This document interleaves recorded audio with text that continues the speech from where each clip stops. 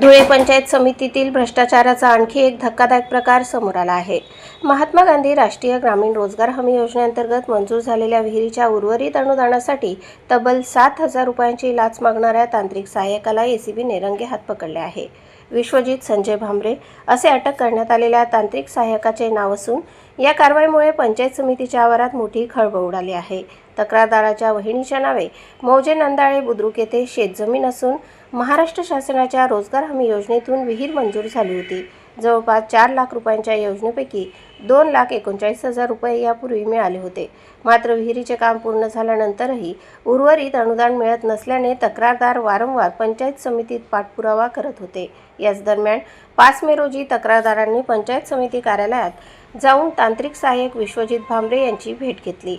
त्यावेळी विहिरीची मोजमाप पुस्तिका पुढे पाठवण्यासाठी शाखा अभियंता आणि उपअभियंत्यासाठी 7,000 रुपयांची मागणी करण्यात आली। लाचेची मागणी होताच तक्रारदारांनी थेट धुळे लाचलुचपत प्रतिबंधक विभागाकडे धाव घेतली। एसीबीने तक्रारीची पंचासमक्ष पडताळणी केली असता आरोपीने स्वतःसाठी आणि वरिष्ठांसाठी लाच मागितल्याचे स्पष्ट झाले।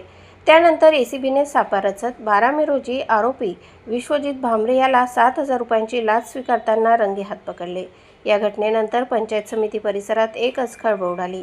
या प्रकरणी देवपूर पोलीस ठाण्यात भ्रष्टाचार प्रतिबंधक कायद्यानुसार गुन्हा दाखल करण्याची प्रक्रिया सुरू होती। ही कारवाई नाशिक परिक्षेत्राचे पोलीस अधीक्षक भारत तांगडे, अपर पोलीस अधीक्षक माधव रेड्डी आणि सुनील दोरगे यांच्या मार्गदर्शनाखाली करण्यात आली। धुळे एसीबीचे पोलीस उपअधीक्षक सचिन साळुंके यांच्या पर्यवेक्षणात पोलीस निरीक्षक यशवंत बोरसे, पद्मावती कलाल आणि त्यांच्या पथकाने ही कारवाई यशस्वी केली।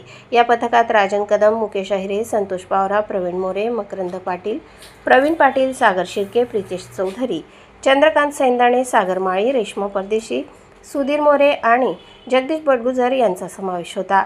दरम्यान सरकारी योजनांच्या नावाखाली शेतकऱ्यांकडून लाच मागितली जात असल्याचे पुन्हा एकदा उघड झाल्याने प्रशासनाच्या कारभारावर प्रश्नचिन्ह उपस्थित होत आहेत।